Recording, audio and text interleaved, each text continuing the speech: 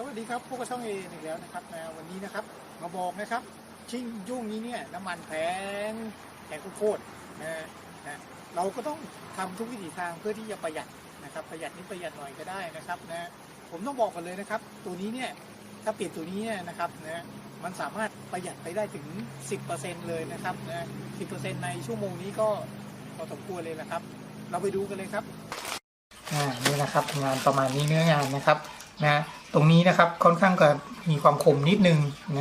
เวลาจับก็ต้องระวังนิดนึงนะครับตรงนี้คมนะครับไม่เหมือนกับของตัว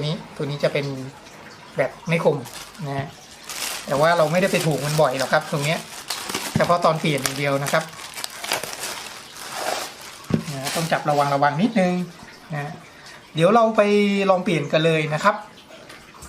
นี่ครับวิธีการถอดนะครับคือตัวนี้มันจะมีทั้งหมด3ตัวล็อกนะครับเดี๋ยวผมล็อกไว้ก่อนอันนี้มีทั้งหมด3ตัวนะครับมีตัวนี้โครงงานขึ้นมาเลยครับตัวนี้จะอยู่แปลกประหลาดกว่าชาวบ้านเขานิดนึงแล้วตัวนี้อีกตัวหนึ่งงัดลงนะครับงัดลงแล้วก็ยกขึ้นได้เลยครับยกขึ้นอย่างนี้เลยนะครับของเดิมเขาจะอยู่ลักษณะนี้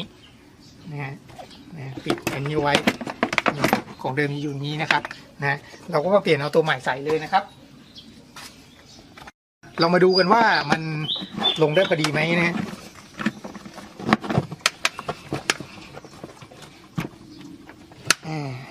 ปิด1 ตัวแล้ว2 ตัวแล้ว3 ตัวแล้วนะครับโอเคครับ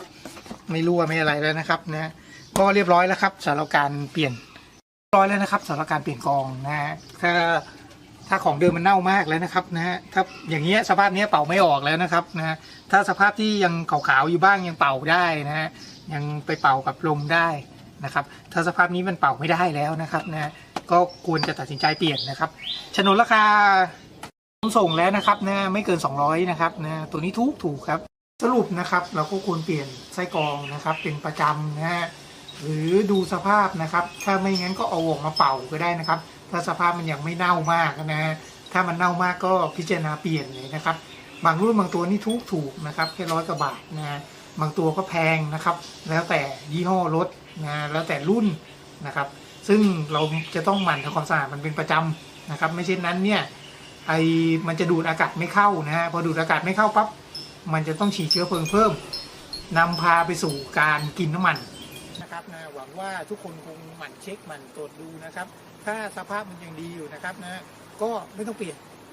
เอาไปทำความสะอาดเป่านะครับแต่ถ้ามันเป่าไม่ออกแล้วนะครับหรือดำมากก็ตัดสินใจเปลี่ยนเลยครับเพราะมันไม่แพงเลยนะครับตัวนี้นะครับถูกมากนะครับตามลิงก์ด้านล่างนี้เลยนะครับขอบคุณครับ